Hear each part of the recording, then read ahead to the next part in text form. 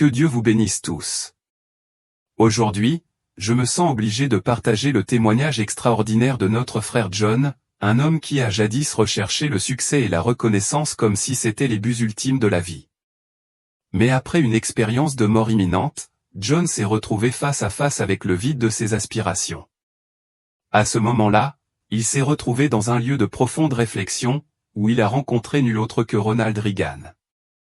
Je n'ai jamais été un adepte du culte des héros au sens conventionnel du terme, mais quelque chose chez Ronald Reagan m'a marqué de façon indélébile dès mon plus jeune âge.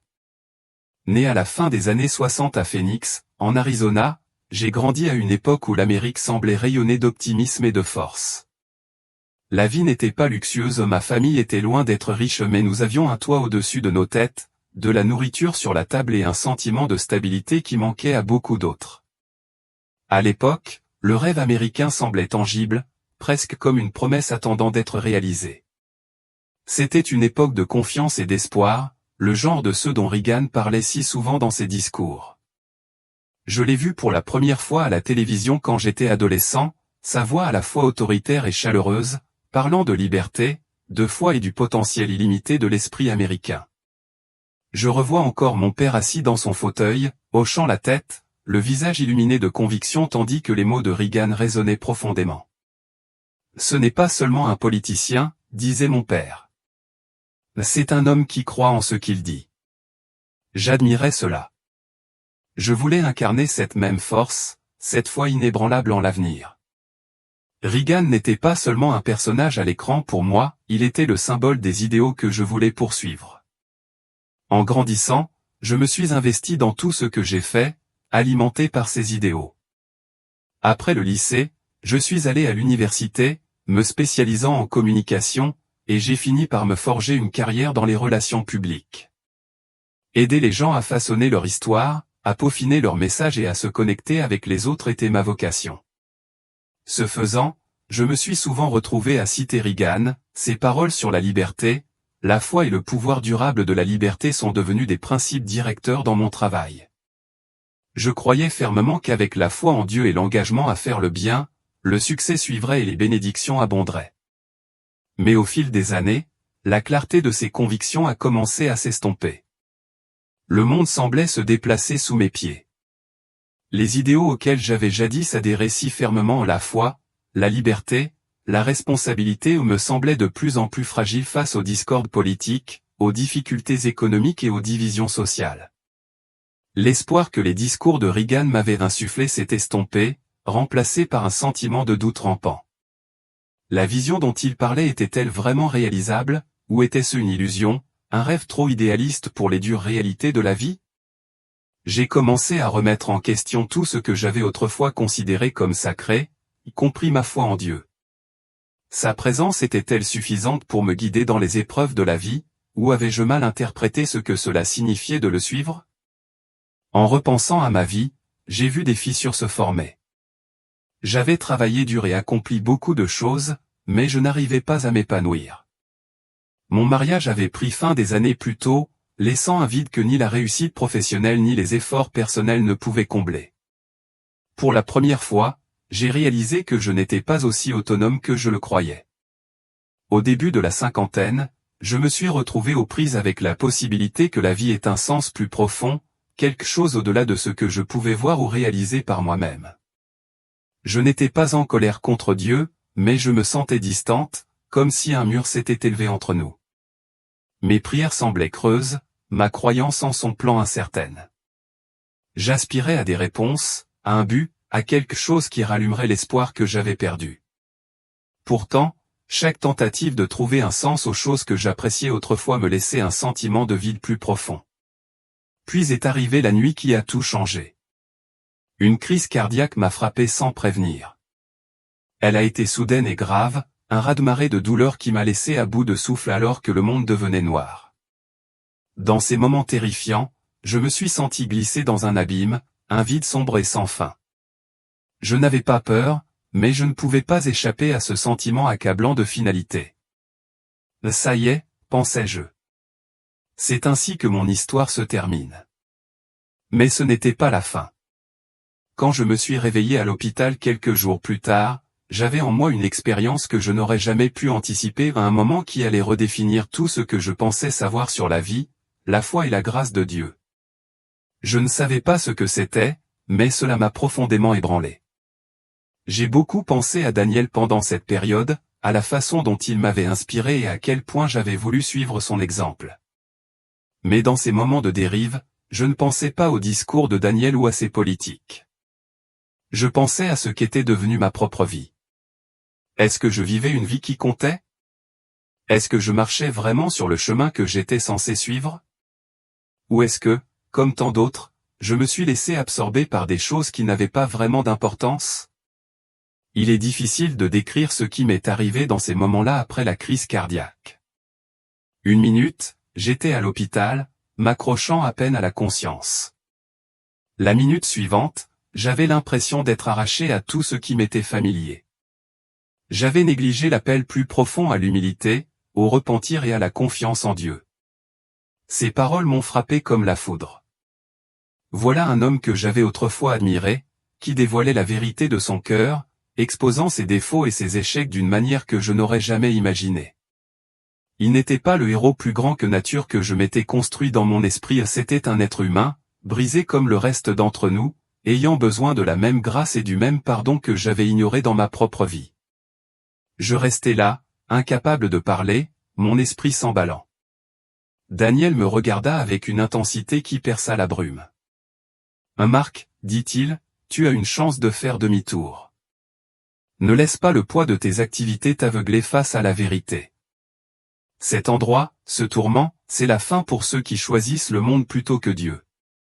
Mais cela ne doit pas nécessairement être ta fin. » Les larmes me montèrent aux yeux lorsque ces paroles s'installèrent au plus profond de moi. Pendant des années, j'avais couru après le succès, la reconnaissance et l'approbation des autres, tout en négligeant la seule chose qui comptait vraiment, une relation avec Dieu. À ce moment-là, la vérité devint douloureusement claire, toutes mes réalisations, mes distinctions et mes possessions n'avaient aucune valeur face à l'éternité.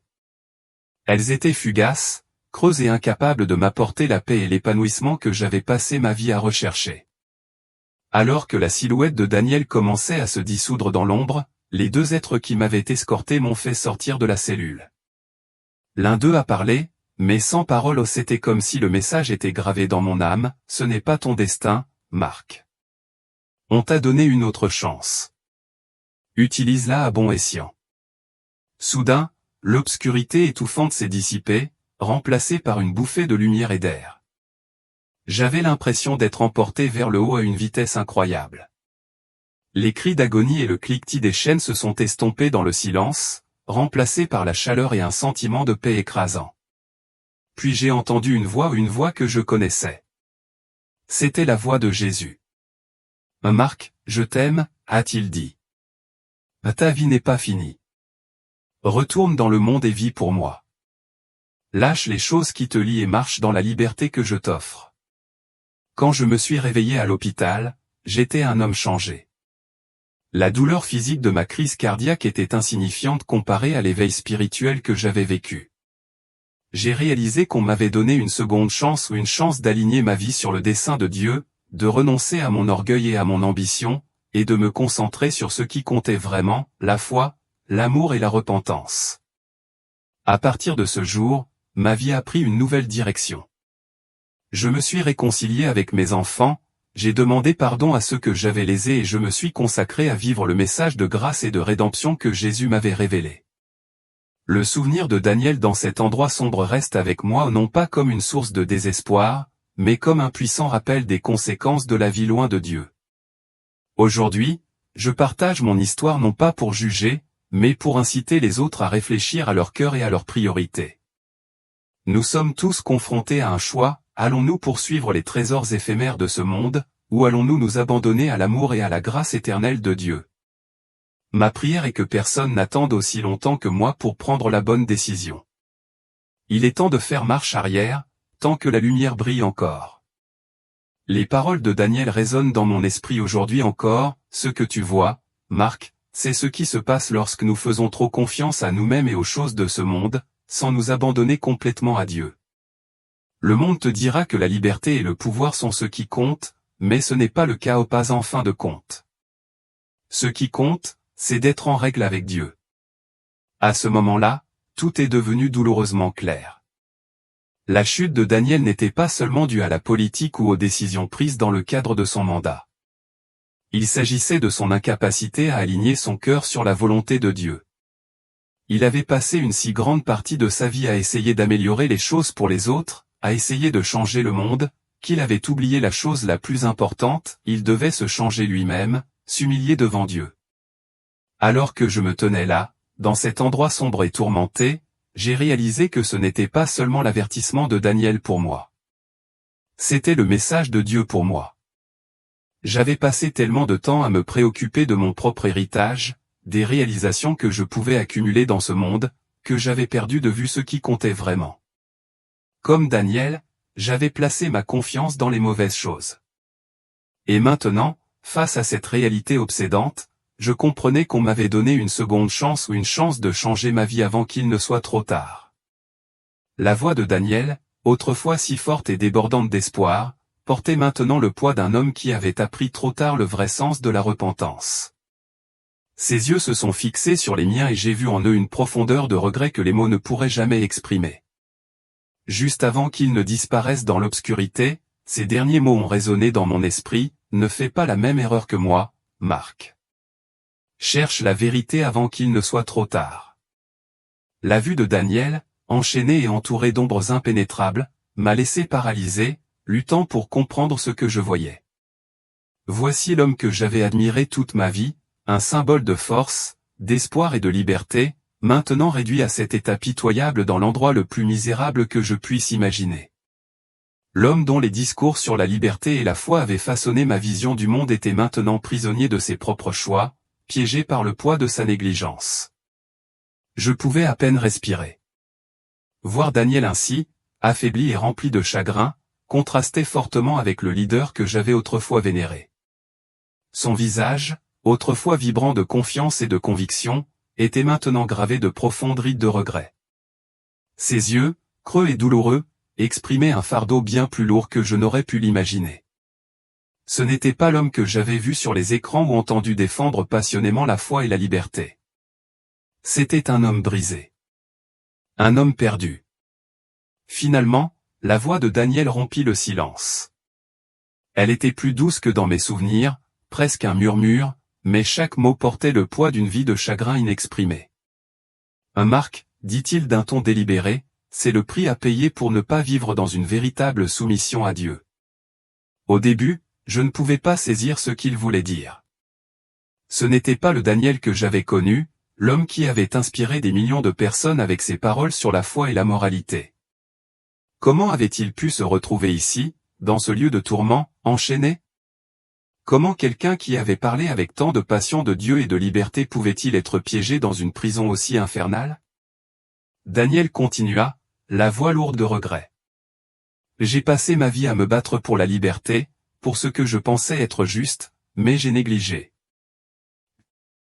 Sa voix tremblait, mais il continua. J'ai négligé la vérité la plus importante, ma relation avec Dieu. Je me suis laissé emporter par les idéaux du monde, par mon héritage et par les choses que je pensais pouvoir accomplir. Mais j'ai oublié la seule chose qui compte vraiment, un cœur humble devant Dieu. Je restais figé, mon esprit s'emballant tandis que ses paroles s'imprégnaient. Cet homme, qui avait tant façonné ma propre perspective, confessait que même lui avait échoué. Même lui avait été trompé par l'attrait du succès mondain, par le confort éphémère du pouvoir et de la célébrité. Daniel a parlé de la facilité avec laquelle il s'était laissé emporter par la gloire de sa carrière, de se concentrer sur ce qu'il pouvait accomplir pour le pays et son héritage. Mais ce faisant, il avait négligé la relation la plus importante de toutes, celle avec Dieu. Il s'arrêta, le regard lointain, comme s'il revisitait les innombrables moments où l'orgueil ou l'ambition avaient guidé ses choix. « Je n'ai pas compris, Marc, dit Daniel, presque en suppliant. Je n'ai pas compris que la liberté que nous avons sur terre ne signifie rien sans une bonne relation avec notre Créateur. J'ai parlé de liberté et de foi, mais je ne les ai pas pleinement vécues. J'ai laissé mes actions être guidées par le monde plutôt que par la parole. il y avait une tristesse indéniable dans sa voix ou une reconnaissance que tous ses efforts, ses discours et ses réalisations avaient été sapés par sa négligence de la repentance personnelle et de l'humilité devant Dieu. Les paroles de Daniel ont transpercé mon âme. C'était un homme qui avait consacré sa vie au service, qui s'était battu pour des idéaux comme la liberté et la poursuite du bonheur. Pourtant, il souffrait maintenant parce qu'il n'avait pas réussi à construire sa vie sur le fondement de la foi et de l'abandon à Dieu. Alors que je me tenais là, regardant ce dirigeant autrefois puissant enchaîné, j'ai ressenti un profond sentiment de malaise. Si même lui pouvait tomber, qu'est-ce que cela signifiait pour moi? J'ai prêché sur la liberté, a poursuivi Daniel, la voix lourde, mais je n'ai jamais pleinement compris la liberté qui vient avec l'abandon à Dieu. La liberté qui ne vient que lorsque nous mettons de côté notre fierté et nos réalisations et que nous nous soumettons à sa volonté. Je pensais pouvoir changer le monde par moi-même, mais je n'avais pas réalisé que je devais d'abord me changer moi-même. C'est ce que beaucoup d'entre nous oublient, même ceux qui semblent les plus forts. Nous avons vraiment besoin de Dieu. Sans lui, tous nos efforts sont vains. Ces paroles ont résonné au plus profond de mon âme. J'avais passé ma vie à essayer de construire un héritage, de prouver ma valeur par des réalisations et des succès. J'étais fier de ma capacité à naviguer dans le monde et à me faire un nom. Mais debout là, en présence de Daniel, un homme dont la vie avait reflété la mienne à bien des égards, j'ai réalisé à quel point j'avais eu tort. À quel point nous avions tous les deux eu tort. Les yeux de Daniel ont croisé les miens et, pour la première fois, je n'ai pas vu un leader ou un personnage historique. J'ai vu un homme qui avait vécu avec ambition et fierté, qui avait fait des erreurs et qui payait maintenant le prix ultime de ses choix. Lorsqu'il reprit la parole, sa voix portait une supplication silencieuse. « Marc, dit-il, ne fais pas la même erreur que moi. N'attends pas qu'il soit trop tard pour comprendre que tout le succès, tout le pouvoir, toute l'influence du monde ne signifie rien si Dieu n'est pas au centre de ton cœur. La vérité est que nous ne pouvons pas y arriver seuls. Ce n'est qu'en nous repentant, en nous humiliant devant Dieu, que nous pouvons trouver la paix et la liberté que nous recherchons vraiment. » Alors que les paroles de Daniel résonnaient dans le silence, j'ai ressenti un sentiment de clarté écrasant. L'homme que j'admirais depuis si longtemps révélait maintenant une vérité douloureuse. Tout le succès, les réalisations et les distinctions du monde ne signifiaient rien sans un cœur aligné sur la volonté de Dieu. La chute de Daniel n'était pas seulement un récit édifiant, c'était un avertissement dont je devais tenir compte. Il ne suffisait pas de parler de la foi, de dire les bonnes choses, ni même de me battre pour ce que je pensais être juste. Je devais la vivre. La vivre vraiment. Et ce voyage a commencé par le repentir et l'abandon à Dieu. À ce moment-là, alors que la silhouette de Daniel commençait à disparaître dans l'obscurité, j'ai su que je devais faire un changement. Je ne pouvais pas continuer sur le même chemin, à courir après des réalisations éphémères. Je devais accepter la vérité que Daniel avait partagée, la vérité que ce n'est que par la grâce de Dieu, l'humilité et le repentir que je pouvais trouver la vraie liberté. J'avais eu un aperçu des conséquences de la négligence de cette vérité, et je savais que je ne pouvais plus l'ignorer. Alors que l'image de Daniel disparaissait, le monde autour de moi semblait changer, remplacé par un lourd silence. Ces paroles persistaient, résonnant dans mon esprit avec une clarté qui me coupait plus profondément que tout ce que j'avais jamais connu auparavant. Avec sa disparition est venue une attirance subtile, une attraction vers quelque chose de plus grand, quelque chose au-delà de ma compréhension. À ce moment-là, la vérité sur la foi, la repentance et le salut s'est cristallisée en moi d'une manière que je ne pouvais plus nier. La voix de Daniel portait le poids de toute une vie de regrets. Malgré toutes ses réalisations, son pouvoir et son influence, il avait parlé de vide, d'un vide qui provenait de la négligence de sa relation avec Dieu. C'était un message que j'avais entendu de nombreuses fois auparavant, mais jamais comme cela. Cette fois, je ne l'entendais pas seulement, je le ressentais. La vérité, autrefois abstraite, était devenue douloureusement réelle. J'ai finalement compris ce que Daniel avait essayé de transmettre, peu importe ce que nous accomplissons sur cette terre, sans une vraie foi et une humble soumission à la volonté de Dieu, rien de tout cela n'a d'importance. En réfléchissant aux paroles de Daniel, une vague de prise de conscience m'a frappé. La foi en Dieu ne consiste pas simplement à professer une croyance ou à maintenir une apparence extérieure de droiture.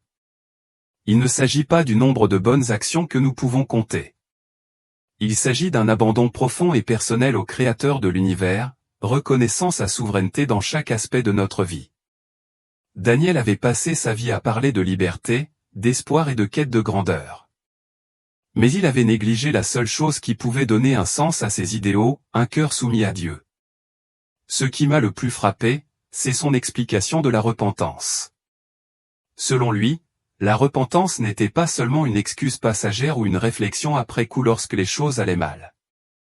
C'était un détournement complet de la nature égoïste et orgueilleuse qui motive si souvent nos actions. Il s'agissait de reconnaître la profondeur de nos erreurs, d'assumer nos échecs et de rechercher le pardon, non seulement pour être racheté, mais pour rétablir une relation avec Dieu. Daniel a admis que dans sa quête de pouvoir et d'héritage, il n'avait pas réussi à s'humilier devant le Seigneur. C'est alors que j'ai compris le véritable message du salut. Le salut n'est pas une confession de foi ponctuelle, c'est un cheminement continu. La repentance n'est pas un acte momentané, c'est un mode de vie. Il s'agit de se réveiller chaque jour avec l'humilité de reconnaître notre besoin constant de la grâce, de la miséricorde et du pardon de Dieu.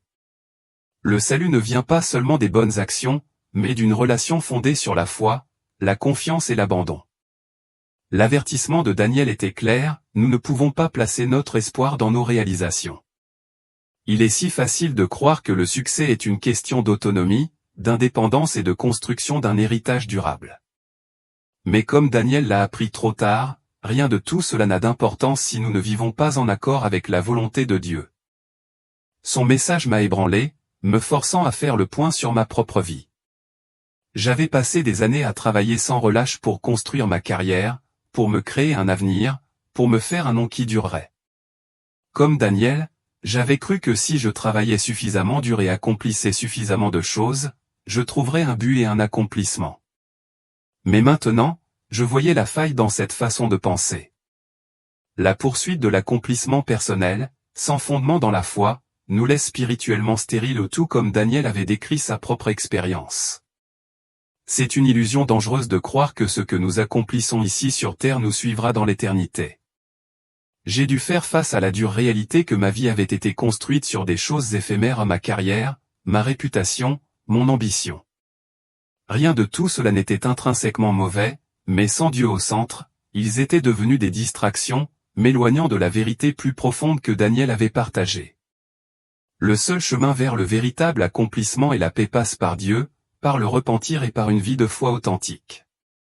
Cette vérité était désormais indéniable. La liberté dont Daniel avait parlé ou la liberté qui vient de l'acceptation de la vérité de Dieu ne pouvait être trouvée que lorsque nous soumettions notre vie à sa volonté. J'avais passé ma vie à poursuivre les mauvais objectifs. Bien que j'ai travaillé dur et accompli beaucoup de choses, j'avais négligé la chose la plus importante, ma relation avec Dieu. L'avertissement de Daniel était plus qu'un message pour moi, c'était un appel à tous ceux qui croyaient que la réussite personnelle pouvait combler le vide de leur âme. Il avait admis combien il était facile de se laisser tromper par les illusions du succès, mais ces illusions étaient creuses sans une vie fondée sur la foi. J'avais vu ce vide dans les regrets de Daniel, et je savais qu'il n'était pas trop tard pour moi de changer. Il n'était pas trop tard pour me détourner de l'orgueil et du faux sentiment de sécurité que je m'étais construit. Il était temps de prendre un nouveau départ, avec un cœur repentant et une volonté d'accepter la grâce de Dieu. Je ne savais pas ce qui m'attendait, mais une chose était sûre, à partir de ce moment, ma vie ne consisterait plus à me faire un nom ou à atteindre la grandeur par moi-même. Il s'agirait de rechercher la volonté de Dieu, de vivre dans l'humilité et de marcher sur le chemin du salut que seul Jésus-Christ peut offrir. Le message de Daniel m'avait profondément ébranlé, mais il m'avait offert la plus précieuse des opportunités, la chance de prendre un nouveau départ, de vivre une vie qui comptait, non pas en raison de ce que je pouvais accomplir, mais en raison du Dieu que je choisirais de servir. Le silence qui régnait autour de moi devenait plus pesant, comme si j'étais suspendu dans le temps. La présence de Daniel, si vive quelques instants auparavant, me semblait maintenant lointaine. Pourtant, ses paroles persistaient comme une prière solennelle. Je pouvais sentir leur poids, et alors que je me tenais dans cet espace éthéré, j'ai compris que j'étais témoin de quelque chose de bien plus grand que moi-même. Le message de Daniel n'était pas seulement un message de regret personnel, mais aussi une profonde leçon pour quiconque mettait sa confiance dans le succès mondain.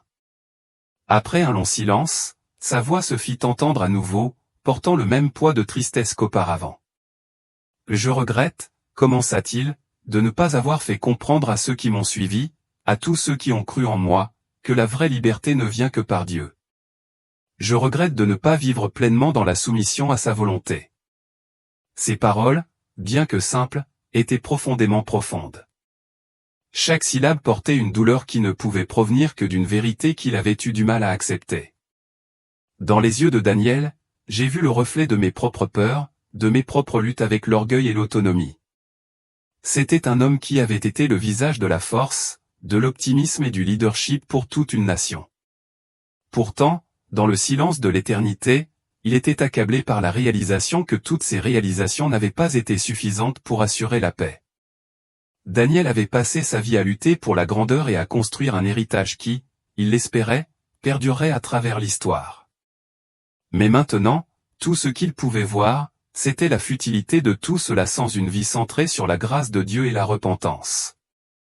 Il est facile de penser que le succès et l'influence suffisent, continua Daniel, la voix lourde de regret. Je pensais que j'avais tout, mais je ne comprenais pas que rien de tout cela n'avait d'importance si je ne m'humilie pas devant Dieu, si je ne permettais pas à sa grâce de me définir plutôt qu'à mes réalisations. Il n'y avait aucune trace de fierté ou de justification dans ces paroles, seulement de la tristesse, seulement la résignation silencieuse de quelqu'un qui avait été confronté aux conséquences d'une vie guidée par l'ego plutôt que par le dessein divin. Pour la première fois, j'ai vraiment compris la profondeur du message de Daniel, pas seulement pour moi, mais pour quiconque voulait l'écouter. Il avait été un homme d'une grande influence et d'un grand pouvoir, mais dans l'immensité de l'éternité, ces choses n'avaient que peu d'importance si elles n'étaient pas fondées sur l'humilité, le repentir et la soumission à Dieu. J'ai alors réalisé que peu importe ce que nous accomplissons ici sur terre, rien de tout cela n'aura d'importance à la fin, à moins que nous n'ayons d'abord soumis notre cœur à Dieu. Les paroles de Daniel résonnèrent dans mon esprit et je ne pus m'empêcher de réfléchir à ma propre vie. Combien de fois avais-je couru après le succès personnel? Combien de fois avais-je placé mon ambition au-dessus de l'appel silencieux de Dieu, en m'efforçant d'obtenir reconnaissance et réussite comme si c'était le but ultime? Comme Daniel, j'avais été trompé par l'attrait du succès mondain, croyant qu'il apporterait l'accomplissement. Pourtant, à ce moment-là, j'ai vu l'ironie tragique de tout cela. À quoi bon gagner le monde si, ce faisant, je perdais mon âme? Daniel s'arrêta et l'air sembla changer autour de nous. Sa voix s'adoucit, mais l'urgence demeurait. « Il n'est pas trop tard pour toi, Marc, dit-il, ses yeux fixés sur les miens avec une intensité perçante. N'attends pas qu'il soit trop tard pour comprendre ce qui compte vraiment. Il n'est jamais trop tard pour se repentir, pour se tourner vers Dieu, pour demander son pardon. C'est le seul chemin vers la rédemption, une vie qui dure pour toujours. » Ces paroles flottaient dans l'air comme un phare dans l'obscurité, et j'ai senti une vague de soulagement m'envahir. En l'écoutant, j'ai réalisé qu'il n'était pas trop tard pour moi. Je n'étais pas défini par mes erreurs, ni irrécupérable. Le chemin de la rédemption dont parlait Daniel n'était pas réservé aux parfaits ou aux accomplis. Il était ouvert à quiconque était prêt à le chercher, à reconnaître son besoin de la grâce et du repentir de Dieu. À ce moment-là, je me suis fait un vœu. Je ne ferai pas la même erreur que Daniel. Je ne gâcherai pas ma vie à courir après des réalisations éphémères, pour me retrouver devant Dieu avec rien d'autre que des regrets. Au lieu de cela, je chercherai la rédemption que Daniel avait décrite, la rédemption trouvée par la foi en Jésus-Christ et l'humilité d'admettre mon besoin du pardon de Dieu. Le regret de Daniel avait été un avertissement. Bien que sa vie ait été remplie de réalisations, elle s'était terminée dans un lieu de tristesse parce qu'il n'avait pas réussi à accepter la seule chose qui comptait vraiment. Pourtant, dans son dernier message pour moi, j'ai trouvé l'espoir. Il n'avait pas complètement abandonné. Il avait partagé sa leçon avec moi, m'exhortant à trouver la rédemption avant qu'il ne soit trop tard. En comprenant la profondeur de son message, j'ai réalisé que c'était le cœur de l'Évangile, la bonne nouvelle que peu importe à quel point nous nous égarons ou à quel point nous construisons notre vie sur de mauvaises fondations, Dieu est toujours prêt à pardonner. La véritable rédemption ne se trouve pas dans nos réalisations. Elle se trouve dans la grâce de Dieu, dans la repentance et dans le fait de tourner notre vie vers lui. Le message de Daniel était clair, c'était un appel à mettre de côté les ambitions mondaines et à rechercher la vraie liberté qui ne vient qu'en Christ. Je ne pouvais pas réparer les erreurs de mon passé, mais je pouvais choisir de vivre différemment à partir de maintenant. Je pouvais choisir de faire de la foi, de l'humilité et de la repentance les pierres angulaires de ma vie. Peu importe ce que j'avais accompli ou le nombre d'erreurs que j'avais commises. Ce qui comptait, c'était ma volonté de reconnaître mon besoin de Dieu, de me repentir et de m'abandonner pleinement à sa volonté. Le poids des paroles de Daniel, la sincérité de sa voix et la vérité qu'elle contenait ont commencé à me transformer. J'ai pu sentir un changement dans mon cœur, un profond désir de vivre différemment, de vivre d'une manière qui honore Dieu plutôt que moi-même. Alors que je me tenais là, dans cet espace calme et intemporel, j'ai compris que la véritable liberté dont Daniel avait parlé ne se trouvait pas dans le pouvoir, le succès ou la reconnaissance. Elle se trouvait dans la paix qui vient d'une bonne relation avec Dieu. Il ne s'agissait pas de savoir ce que le monde disait qui comptait, mais d'accepter la vérité de Dieu et de vivre selon sa volonté. Le fait de réaliser que j'avais poursuivi les mauvaises choses pendant si longtemps était à la fois douloureux et libérateur. Je n'avais plus à vivre dans la poursuite vaine du succès mondain. Je pouvais choisir une vie qui comptait, une vie ancrée dans la foi, l'humilité et le repentir. Le moment de l'abandon m'a semblé être un nouveau départ, un nouveau départ. En me repentant, j'ai pu sentir la miséricorde et la grâce de Dieu m'envahir. Le fardeau de mes erreurs passées, la culpabilité qui pesait si lourdement sur moi, ont commencé à s'alléger. J'ai compris maintenant que la véritable rédemption ne consistait pas à rechercher la perfection ou à construire un héritage par mes propres efforts. Il s'agissait de reconnaître ma fragilité et de permettre à Dieu de me guérir et de me transformer. Le message de Daniel m'avait conduit à ce lieu de conviction profonde, mais il m'avait aussi donné de l'espoir. Sa vie, remplie à la fois de réussite et de regrets, m'avait montré une vérité profonde, il n'est jamais trop tard pour changer. Peu importe à quel point nous nous éloignons, peu importe à quel point nous nous sentons perdus, nous pouvons toujours revenir à Dieu. Je n'avais pas à vivre avec des regrets. Je pouvais choisir d'accepter la grâce et la rédemption que Dieu offre à quiconque est prêt à s'humilier et à se tourner vers lui. Dans le silence, alors que je réfléchissais au chemin qui m'attendait, j'ai réalisé que le choix m'appartenait. Il ne suffisait pas de simplement comprendre la vérité, il fallait que je la vive. Je devais m'engager à marcher sur le chemin de la repentance, de l'abandon et de l'humilité. Alors que les paroles de Daniel continuaient de résonner dans mon esprit, je savais que le voyage qui m'attendait serait difficile, mais que c'était le seul chemin qui pouvait conduire à la vraie paix et à l'épanouissement. Ce moment n'était pas seulement une réflexion sur la vie de Daniel. C'était un moment de prise de conscience pour moi-même, un appel à mettre de côté l'orgueil, l'ambition et l'autonomie. C'était un appel à placer ma confiance en Dieu, à permettre à sa grâce de me définir et à rechercher la rédemption qui ne vient que par lui. Je comprenais maintenant que la véritable mesure d'une vie bien vécue ne se trouvait pas dans les accomplissements ou les récompenses, mais dans la mesure dans laquelle nous alignons pleinement notre cœur sur la volonté de Dieu. Avec un sens renouvelé de la mission, j'ai pris la décision de suivre le chemin de la rédemption dont Daniel avait parlé. Le voyage serait long et des obstacles surgiraient inévitablement, mais je savais que je ne marchais plus seul. La grâce de Dieu me guiderait et je ne me contenterais plus des promesses creuses du succès mondain. La liberté, la paix et l'épanouissement auxquels j'avais aspiré ne pouvaient venir que par lui. Il ne s'agissait plus de ce que j'avais accompli ou de mon succès. Il s'agissait de savoir si j'étais prête à m'humilier, à me repentir et à permettre à la grâce de Dieu de transformer ma vie. Les regrets de Daniel m'avaient montré la futilité de vivre une vie sans une vraie foi, mais son message m'avait aussi donné de l'espoir. C'était un espoir qui transcendait tout ce que le monde pouvait offrir, un espoir qui promettait la paix, un but et la vie éternelle. Et cet espoir ne reposait pas sur ce que je pouvais faire, mais sur ce que Dieu avait déjà fait par Jésus-Christ. En faisant ce premier pas de repentance, je savais que je ne marchais pas seul. Dieu était avec moi, prêt à me guider sur le chemin de la rédemption.